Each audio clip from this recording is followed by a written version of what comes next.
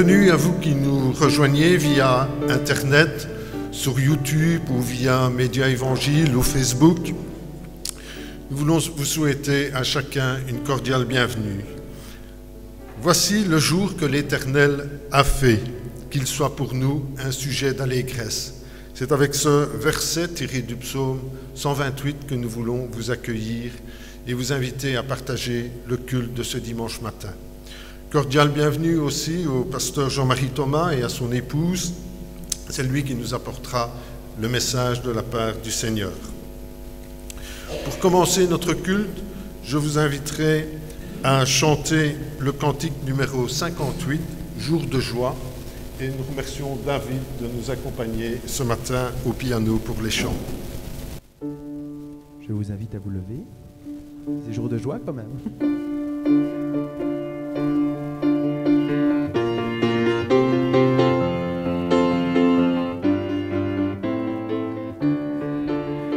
Jour de joie, jour de victoire, il étend sa main d'en haut, me retire des grandes eaux, il me saisit et me délivre.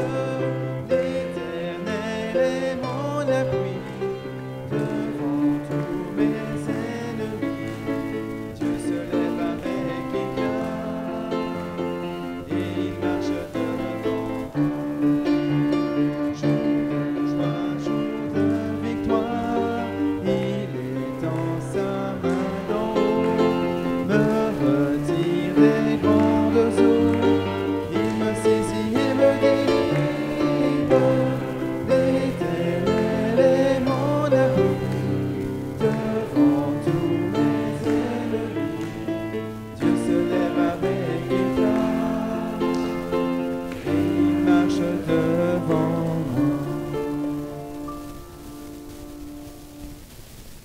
Je vous inviterai maintenant à ouvrir vos Bibles dans l'Évangile selon Matthieu, au chapitre 5, et nous lirons les 16 premiers versets. Voyant la foule, Jésus monta sur la montagne, et après qu'il se fut assis, ses disciples s'approchèrent de lui. Puis, ayant ouvert la bouche, il les enseigna et dit: Heureux les pauvres en esprit, car le royaume des cieux est à eux. Heureux les affligés, car ils seront consolés. Heureux les débonnaires, car ils hériteront de la terre. Heureux ceux qui ont faim et soif de la justice, car ils seront rassasiés. Heureux les miséricordieux, car ils obtiendront miséricorde. Heureux ceux qui ont le cœur pur, car ils verront Dieu.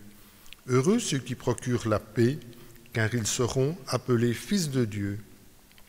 Heureux ceux qui sont persécutés pour la justice, car le royaume des cieux est à eux. Heureux serez-vous lorsqu'on vous outragera, qu'on vous persécutera et qu'on dira faussement de vous toutes sortes de mal à cause de moi. Réjouissez-vous et soyez dans l'allégresse, parce que votre récompense sera grande dans les cieux. Car c'est ainsi qu'on a persécuté les prophètes qui ont été avant vous. Vous êtes le sel de la terre. Mais si le sel perd de sa saveur, avec quoi la lui rendra-t-on? Il ne sert plus qu'à être jeté dehors et foulé aux pieds par les hommes. Vous êtes la lumière du monde.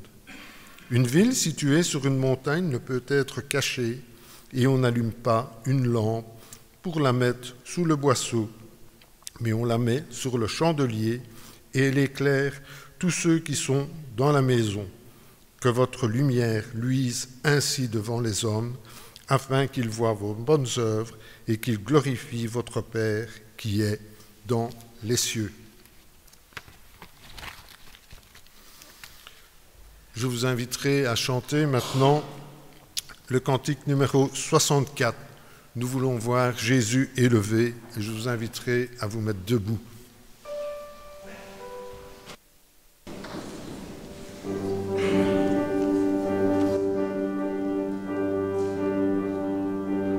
Nous voulons voir Jésus élevé, comme un étendard sur ce pays, pour montrer à tous la vérité et le chemin chemin vers le ciel. On y va?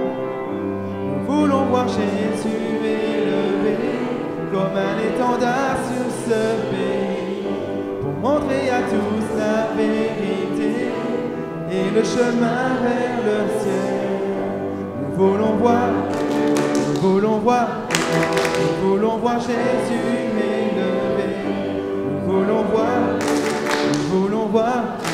Nous voulons voir Jésus élevé. Pas à pas, allons de l'avant, peu à peu, gagnons du terrain. La prière est notre puissance, les murailles s'écroulent à terre, à terre, à terre. Nous voulons voir Jésus élevé comme un étendard sur ce pays, pour montrer à tous la vérité et le chemin vers le ciel. Nous voulons voir Jésus élevé comme un étendard sur ce pays, pour montrer à tous la vérité et le chemin vers le ciel. Je vous salue dans le beau nom de Jésus. Je suis heureux d'être là avec vous. Heureux de pouvoir partager ce temps de culte, de célébration. Heureux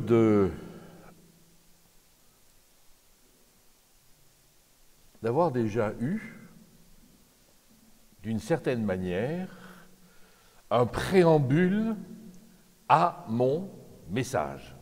Enfin, ça sera le message du Seigneur, mais je me pose toujours la question, est-ce que tu es au bon endroit, au bon moment? Le message, est-ce qu'il correspond? Et puis, je suis toujours attentif à ce qui est dit dans le début du culte. Et notre frère nous a parlé de quoi? Il nous a parlé de joie, il nous a parlé d'allégresse. Eh bien, moi, je vais vous parler de quoi? De quoi est-ce que je vais vous parler? De joie et d'allégresse, bien sûr. Voilà, donc ça sera ce matin un temps de réflexion sur l'évangile de Jean, chapitre 20, verset 19. Le soir de ce même dimanche, les disciples étaient réunis dans une maison. Ils en avaient fermé les portes à clé, car ils craignaient les autorités juives.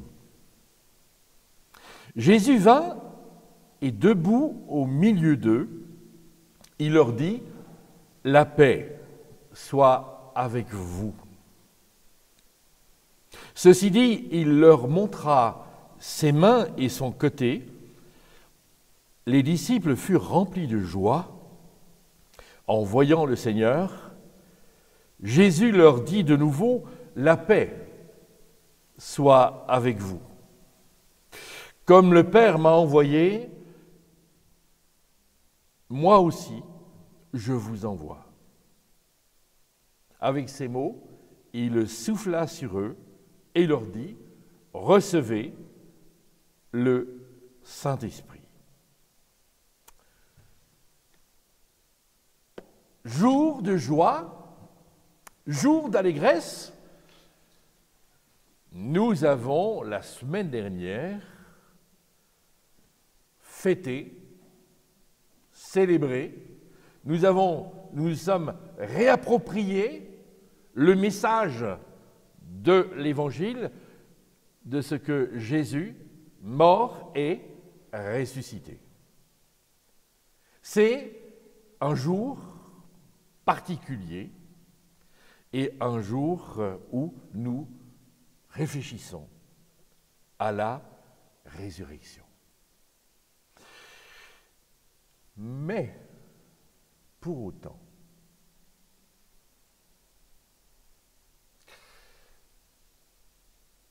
est-ce que ça change quelque chose dans nos vies? Qu'est-ce que ça a bouleversé dans nos vies?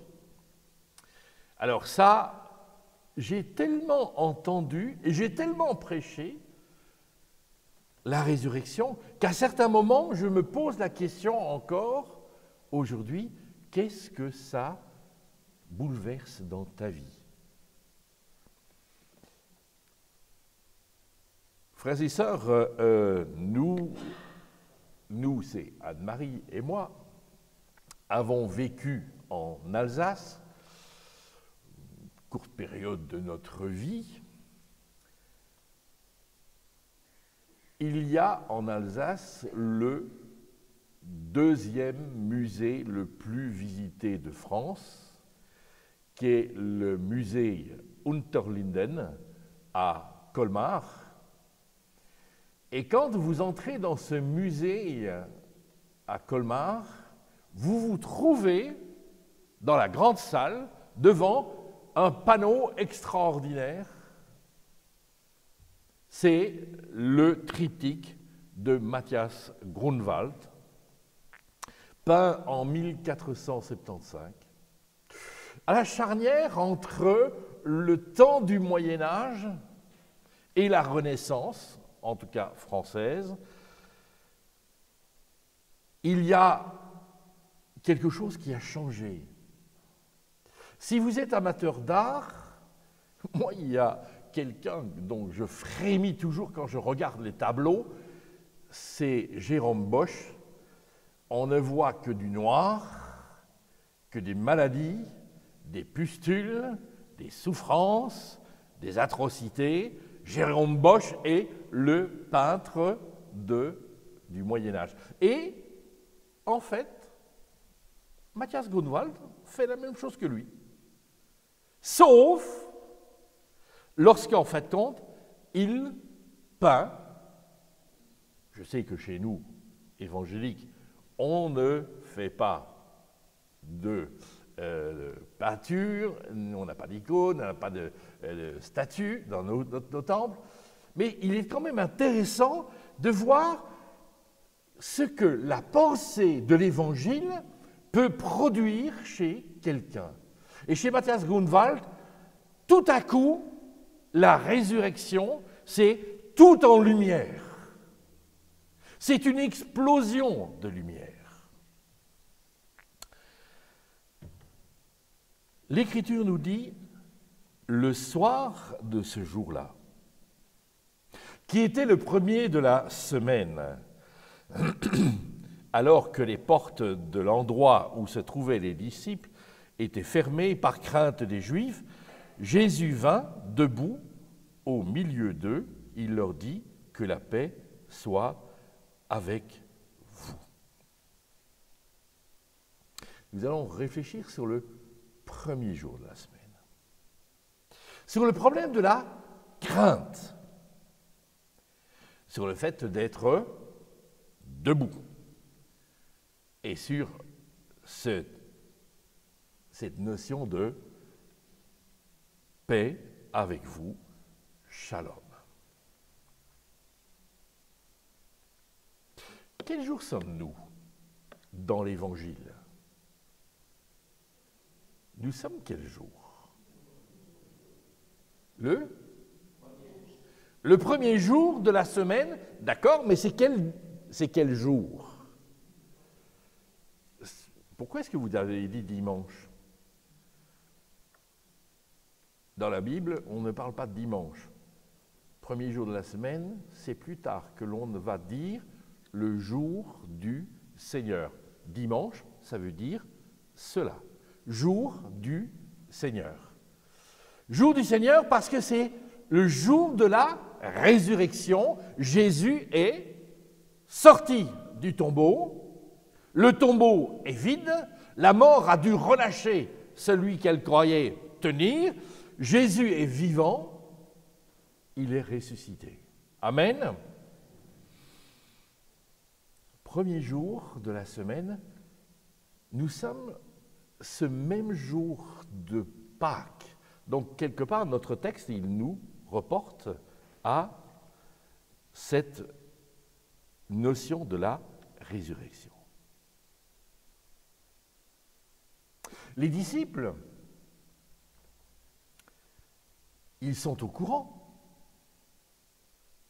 Ils sont au courant de la résurrection.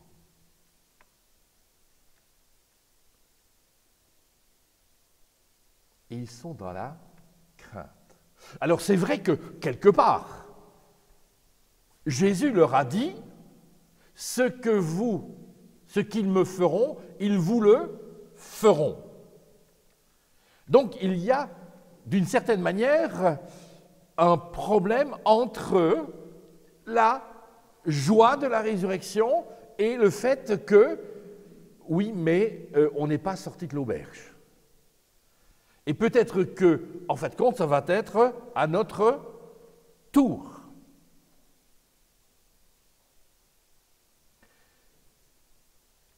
Jésus est debout. Et pour moi, c'est significatif, le fait d'être debout. Dans le Nouveau Testament, debout, c'est le verbe istémi, qui veut dire se tenir debout, venir se placer auprès de quelqu'un. Debout, c'est le verbe de la résurrection. Jésus se mit debout. Et je crois que, si je relis bien la Bible, la plupart du temps, en fait, quand quelqu'un est invité à se mettre debout, c'est parce que sa vie va être changée. Lorsque Dieu appelle Abraham, lève-toi et va. Il faut qu'il se mette debout. Et déjà pour Abraham, quelque part, c'est une espèce de résurrection avant l'heure. L'appel du Seigneur dans sa vie va modifier, changer complètement sa vie. Il va devenir quelqu'un d'autre. Il va entrer dans son appel, il va entrer dans sa mission, il va être le père des croyants. Se lever, c'est se mettre à la disposition de Dieu pour changer les choses. Être debout dans nos habitudes à nous faisons les cultes assis. Vous avez déjà suivi la grande liturgie de Jean Chrysostome dans les églises orthodoxes le jour de Pâques? Vous n'avez jamais fait ça, hein? C'est un exercice intéressant. Le jour de Pâques, dans les églises orthodoxes, il faut d'abord savoir une chose, c'est que dans les églises orthodoxes, il n'y a pas de chaise, il n'y a pas de banc. Si ce n'est dans le fond, pour les personnes les plus âgées. Mais sinon, tout le monde est debout. Debout, c'est la position des ressuscités. Et quand on fait la liturgie de Saint Jean Chrysostome, c'est 4 heures debout. Ça va l'exercice? Vous voyez en train de... Mais je crois que c'est important quand même si ce n'est que dans votre tête, de vous dire, mais j'ai reçu l'appel de Dieu. J'ai reçu l'appel de Dieu et je suis non pas quelqu'un qui est avachi, je ne suis pas quelqu'un qui est écroulé, je ne suis pas quelqu'un qui est... non! Je suis quelqu'un qui doit être debout. Jésus vient se placer près d'eux et il leur dit que la paix soit avec vous. Shalom Aleichem. Nous connaissons le chant, hein, mais c'est, en fait compte, simplement cette notion de shalom. Shalom qu'il va dire 2 fois. Et il faut que nous sachions, parce que bien souvent, nous connaissons le mot shalom, nous savons que cela veut dire paix, mais ça ne veut pas dire seulement paix. D'ailleurs, à moins que l'Alzheimer n'ait déjà atteint mon cerveau, mais je me souviens d'un temps où nous avons réfléchi sur le projet de paix, le verset qui se trouve dans le prophète Jérémie, « J'ai pour toi des projets de paix », et je vous ai dit, mais on pourrait traduire ça autrement, on pourrait dire des projets de bonheur, parce que shalom, qui est utilisé là, veut aussi pouvoir dire bonheur. On pourrait dire aussi autre chose. Pourquoi? Parce que shalom vient d'une racine shalam. Shalam, ça veut dire entier, ça veut dire complet. Frères et sœurs, quand je suis malade, quand je ne suis pas bien, la maladie me pose un problème. Et elle fait que je ne suis pas complètement moi-même. À quelqu'un qui est malade, je peux lui dire « Shalom ». Tout ce que j'espère, c'est que ton mal-être disparaisse et que tu reviennes à ton état entier et complet. Si je suis dans un état de pauvreté et que la pauvreté est tellement problématique pour moi qu'elle nuit à ma vie, qu'elle m'empêche de vivre, comme disent mes petites filles, je suis arrivé au bout de ma vie. Mon petit-fils emploie cette expression-là aussi? Non, hein? Oui, mais voilà. Il a plutôt des racines anglaises que françaises. Quand je suis en état de pauvreté et que cet état de pauvreté m'empêche de pouvoir vivre, de pouvoir jouir de la vie, de pouvoir me réjouir, je peux dire à quelqu'un « Shalom ». Car en fait, compte dans la Bible, il est traduit par prospérité. Guérison par prospérité, c'est en fait une question de bien-être, de bonne santé, d'être en paix. C'est ce que Jésus, tu le contrefais, je ne dis pas pardon, c'est ce que Jésus dit, peut-être, bonheur, heureux. Shalom, c'est aussi salut quand, en fait, je ne sais pas vers quoi je vais et qui me pèse, que la vie me pèse, me pose problème parce que je ne sais pas de quoi sera fait demain. Shalom. Le prophète Ésaïe, au chapitre 48, verset 22, dit « Il n'y a pas de paix, dit le Seigneur, pour les méchants ». Combien de fois est-ce que j'ai entendu mon ami, le pasteur Géva, dire « Il n'y a pas de repos pour le méchant ». Ça, il me l'a déjà dit, je ne sais combien de fois. Mais dans son ironie bien particulière, l'Écriture me dit « Il n'y a pas de paix pour le méchant ». On est celui qui est séparé de Dieu.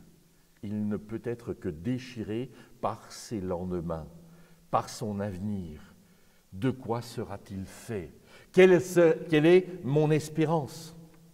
Ésaïe 53, verset 5 dit « Or, il était transpercé à cause de nos transgressions, écrasé à cause de nos fautes, la correction qui nous vaut la paix est tombée sur lui, c'est par ses meurtrissures que nous avons été guéris. » Mais guéris de quoi?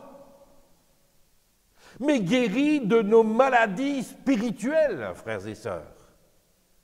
Ne mettons pas en avant d'abord la guérison physique, mais la guérison spirituelle. Nous étions pécheurs. Nous étions séparés de Dieu, séparés de Dieu.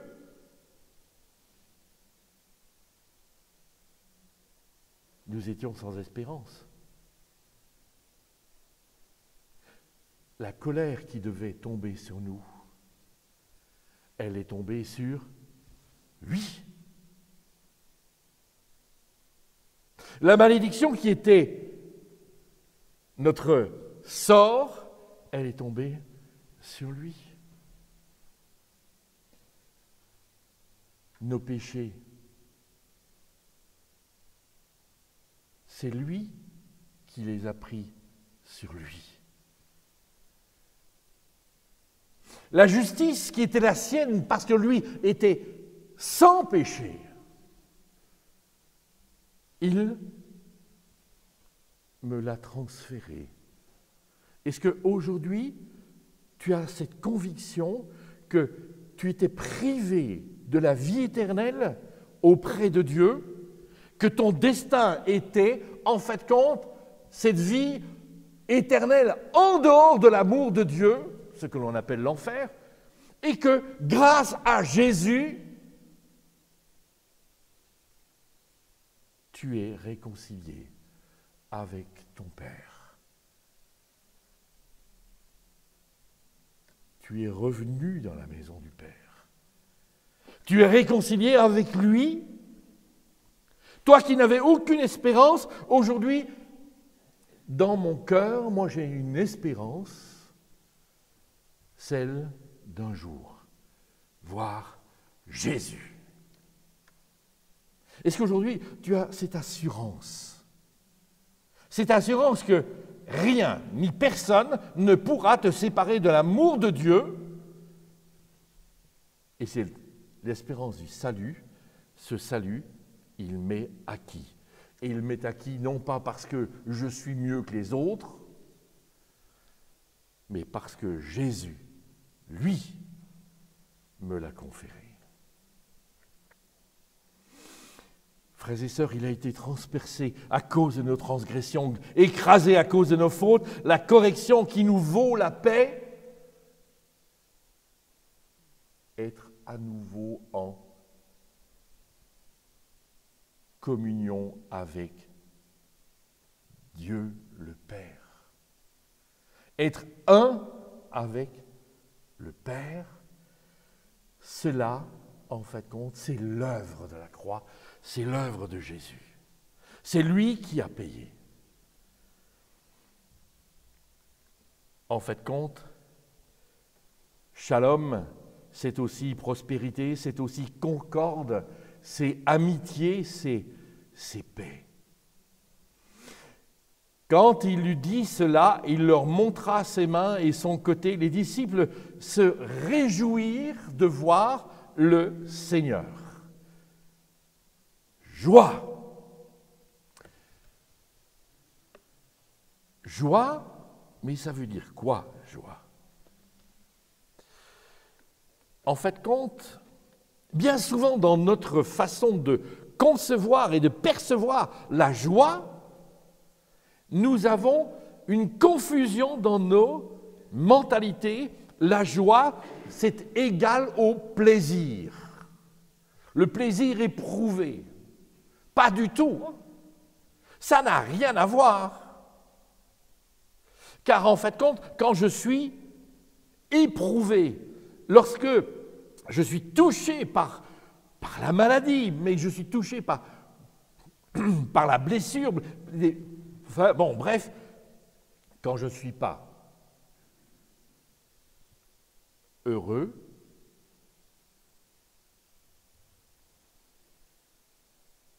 je n'ai plus de plaisir. Je suis triste. Et bien souvent, je me suis rendu compte que chez les chrétiens, la tristesse ne pouvait pas habiter avec la joie. Or, ce n'est pas du tout vrai.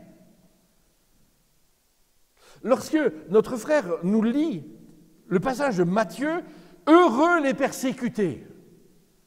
Un persécuté est-il quelqu'un qui est dans le bonheur? Mais pourtant, il est heureux. C'est une contradiction.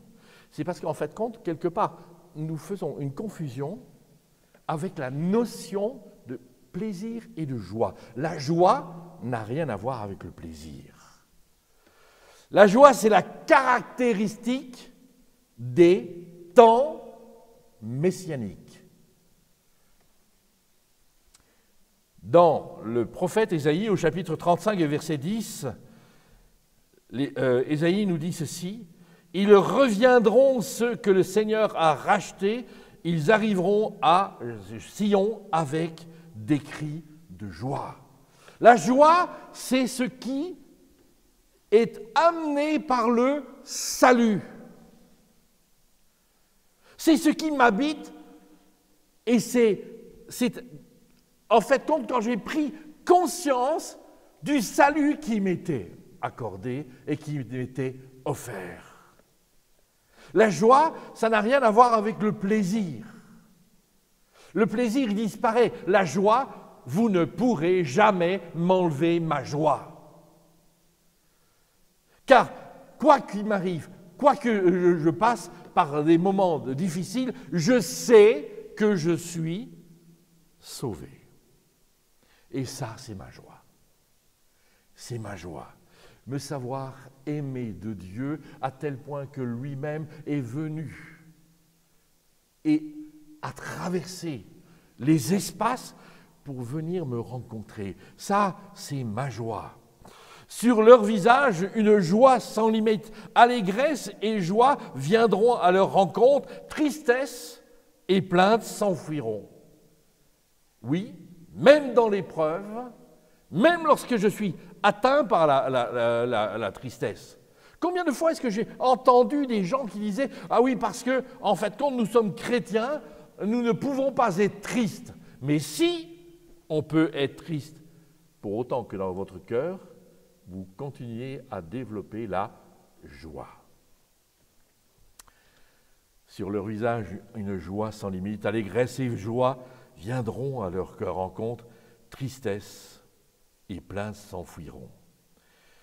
Luc chapitre 2 verset 10 nous dit « Quand mais l'ange leur dit « Ne craignez point, car je vous annonce une bonne nouvelle qui sera pour tout le peuple le sujet d'une grande joie. Le salut offert en Jésus-Christ, le Messie les visite, Jésus vient et ça c'est ma joie. » Résurrection et jour de joie. C'est ce que nous avons chanté, jour de victoire. Hein? Moi, c'est ça qui... Je suis toujours étonné de ce que le Saint-Esprit peut faire autour de nous. La rencontre du Christ ressuscité est la source de la joie. Chapitre 15, verset 11 nous dit « Je vous ai parlé ainsi pour que ma joie soit en vous et que ma joie soit complète, pleine, entière, accomplie. » Chapitre 16, versets 20 et 24, toujours dans l'évangile de Jean. Jean, chapitre 17, verset 13, « Maintenant je vais à toi et je dis ces paroles dans le monde pour qu'ils aient en eux ma joie dans la plénitude. » Et je n'ai pas pu résister au fait de mettre une petite photo. Alors je ne sais pas si vous la voyez bien. C'est un juif sans doute un des juifs Lubavitch, dans cette partie du judaïsme que le Rav Lubavitch a vraiment dynamisé. En fait, compte, le culte est un culte où on danse tout le long du culte. Alors, ils dansent, les hommes. les hommes. Mais en fait, c'est un culte d'encens. Voilà. Donc, Jésus leur dit à nouveau que la paix soit avec vous. Deuxième fois. Comme le Père m'a envoyé, moi aussi, je vous envoie. On retrouve cette phrase dans Matthieu 28, verset 19, allez et faites de toutes les nations des disciples, baptisez-les au nom du Père, etc., etc. Acte 1, chapitre 8, parlera aussi de cette notion, soyez mes témoins à Jérusalem, en Judée, en Samarie et au loin. Après avoir dit ça, Jésus souffla sur eux et leur dit, recevez l'Esprit Saint. Il souffla, ephysao.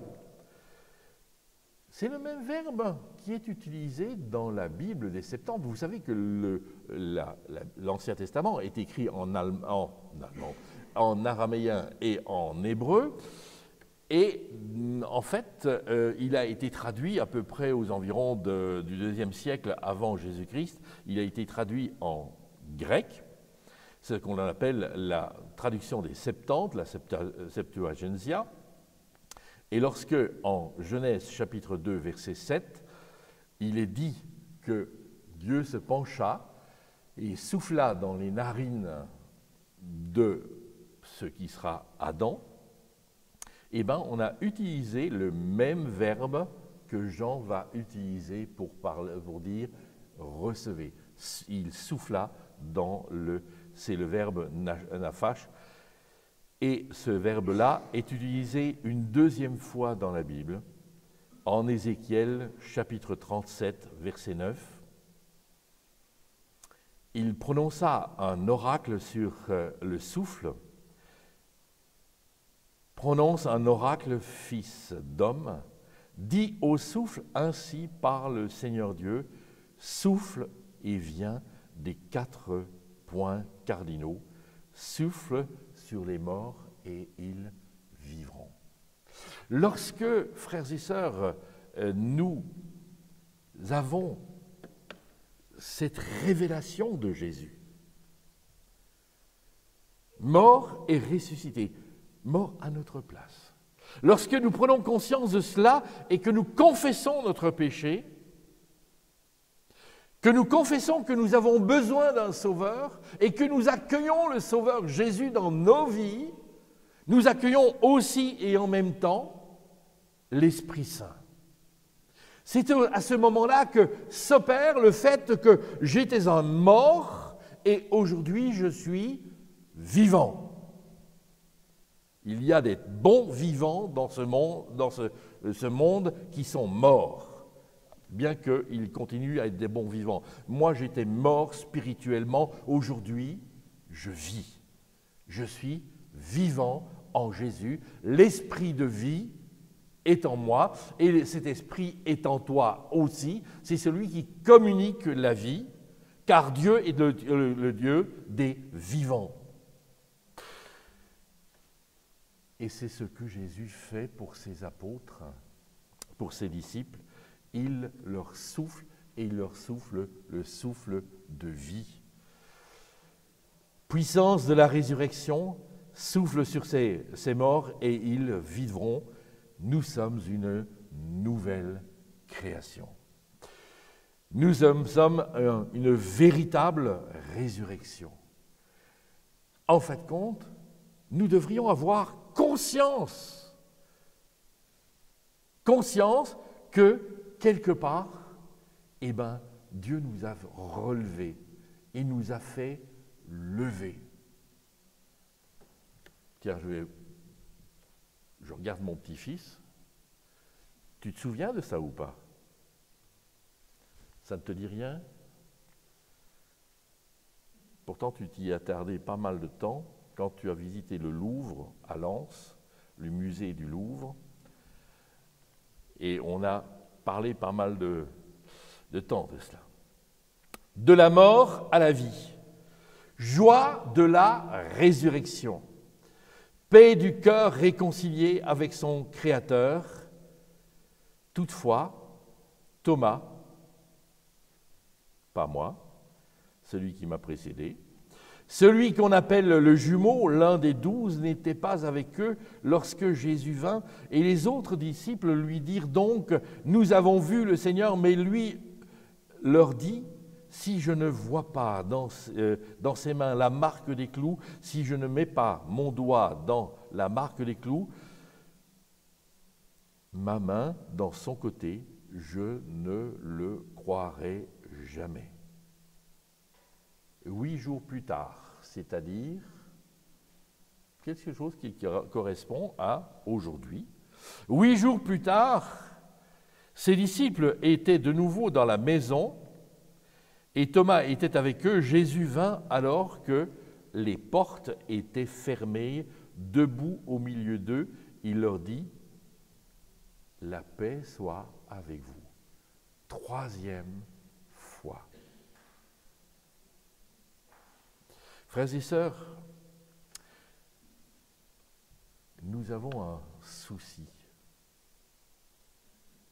C'est qu'au fond, dans notre vie, nous avons du mal. Nous entendons l'Évangile. Nous accueillons cet Évangile. Mais en fait, le problème, c'est que nous n'en vivons pas. Jésus est revenu 8 jours plus tard. Ils étaient toujours au même endroit, toujours dans la même crainte, toujours avec les portes et les fenêtres fermées. Ils étaient enfermés dans leur système, dans leur crainte et dans leur peur. Moi, ce que je vois là, en fait, compte, quand je regarde les gens autour de moi aujourd'hui, après 2 ans de pandémie, nous avons encore peur. Cela nous a amenés à un système de crainte. Nous avons peur de la fréquentation, peur des autres, peur. Et cela nous a conduit à des systèmes. Aujourd'hui, il y a des gens qui restent devant leur caméra de télévision. Je ne vous attaque personne, hein, parce que moi, je ne vois personne derrière la caméra. Mais combien est-ce que je désapprouve ce fait d'avoir tellement peur qu'en fait, quand on regarde le culte à la télévision, peur de la communion fraternelle. L'Église, c'est le lieu de la communion fraternelle. Quelle joie pour moi de vous voir. Quelle joie pour moi de pouvoir partager avec vous. Quelle joie d'être ensemble.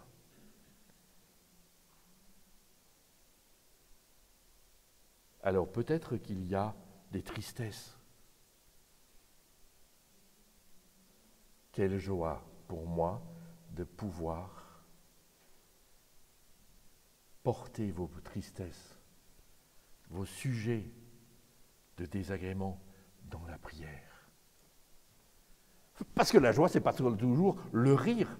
C'est rire avec ceux qui sont dans la joie, mais aussi pleurer avec ceux qui sont dans la tristesse. Mais c'est ça la communion fraternelle. Frères et sœurs, nous avons besoin d'une vie qui est libérée. Et cette libération, elle va venir lorsque, en Acte 2, versets 4 à 7, ils furent tous remplis de l'Esprit Saint, et ils se mirent à parler en d'autres langues, selon ce que l'Esprit leur donnait d'annoncer. Or, les Juifs pieux de toutes les nations qui étaient sous le ciel habitaient à Jérusalem, et au bruit qui se produit, la multitude accourut et fut bouleversée parce que chacun les entendait parler dans sa propre langue. Ils, étonnés et stupéfaits, ils dirent, « Ces gens qui parlent ne sont-ils pas tous des Galiléens ?» Frères et sœurs, la bonne nouvelle de Jésus-Christ. Le fait que nous soyons appelés et que Jésus nous appelle à être debout. Il nous appelle aussi à être libres. Libres de nos peurs. Peur du qu'en dira-t-on. Peur de l'image que je donne des autres. Les autres me donnent. Peur, peur, peur, peur. Nous avons une vie qui est parsemée de peur. Aujourd'hui, Jésus vous communique sa joie, sa paix, afin que nous puissions accomplir la mission qui est la nôtre, aller.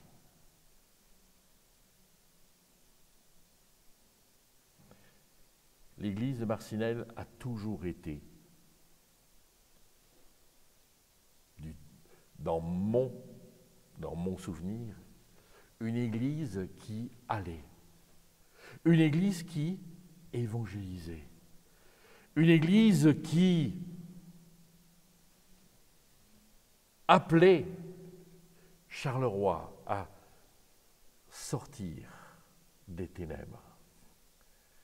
Oh, ce fut croisade pour l'Évangile, ce fut après croisade poser problème, ça a été fête de l'Évangile auquel j'ai participé. En tant que pasteur, j'avais le droit d'être sur l'estrade. Mais combien j'étais heureux de pouvoir voir un peuple qui se mobilise pour annoncer la bonne nouvelle de Jésus-Christ. Et cette mobilisation, elle ne mobilise pas seulement que des jeunes, mais elle mobilise toutes les personnes qui ont reçu cette joie et qui sont capables de transmettre leur joie. Frères et sœurs, nous sommes appelés à nous mettre debout. Nous sommes appelés à sortir de nos murs. Nous sommes appelés à laisser tomber nos barrières. Nous sommes appelés à faire en sorte que toutes nos peurs, elles s'écrasent. Jésus t'appelle. Jésus t'invite. Il ne t'oblige pas, il ne te contraint pas. Mais si tu as la joie de l'Évangile, et aujourd'hui encore, tu es ce porteur de joie, cette porteuse de joie, et nous sommes porteurs aussi de vie. Je vous invite à vous lever, nous allons prier ensemble.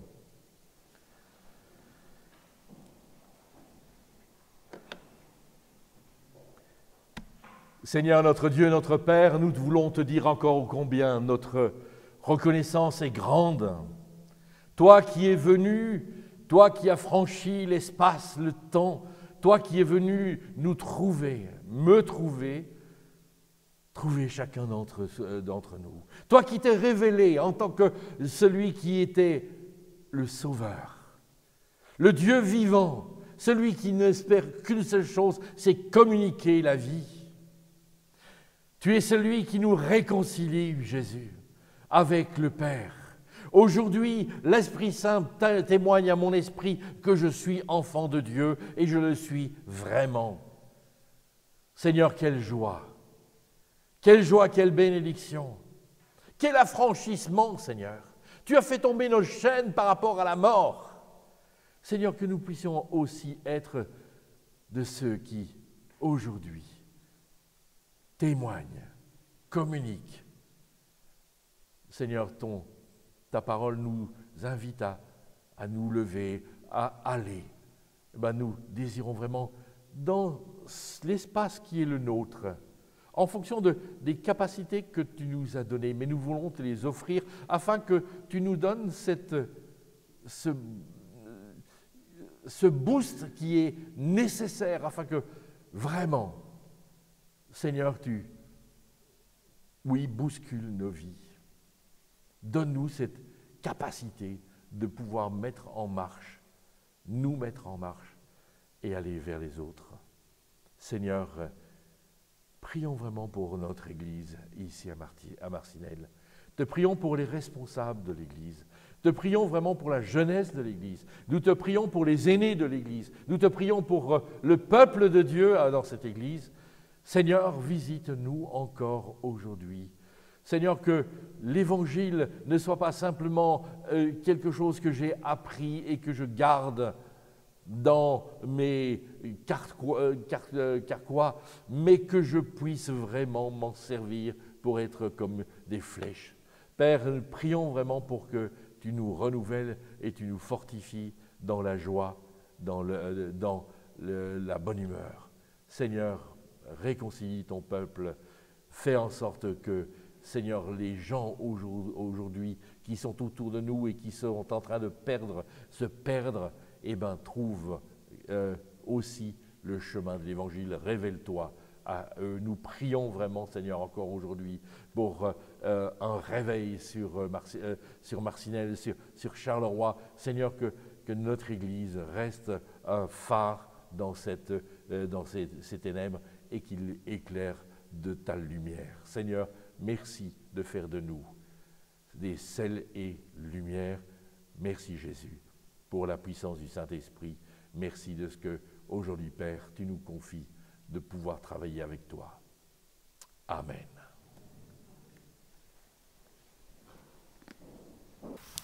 Merci au pasteur Jean-Marie Thomas pour le message qu'il nous a apporté ce matin, pour ce rappel des vérités concernant ce salut merveilleux qui nous a été acquis à la croix par le Seigneur Jésus. En introduction au moment de Sainte Seine et pendant que nous louerons le Seigneur avec nos offrandes, je vous inviterai à chanter le chant numéro 74 pour cet immense bonheur.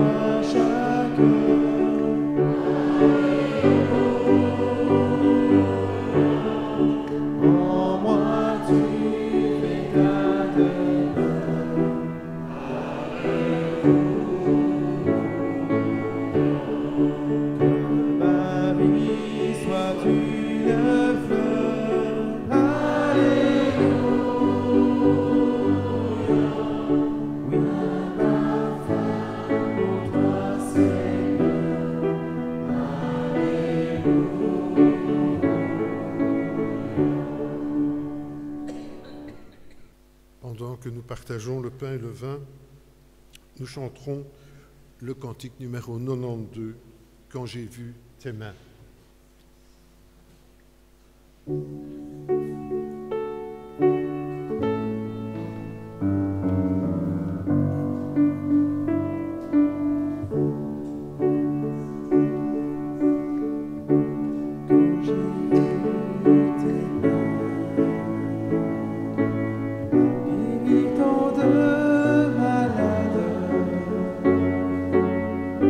Quand j'ai vu tes mains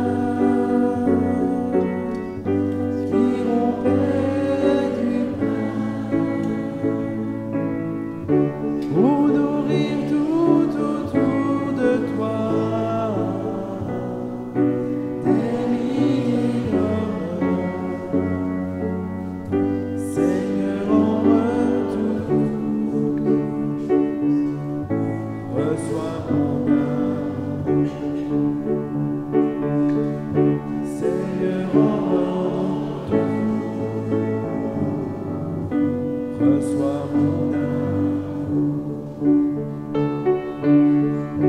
Quand j'ai vu tes pieds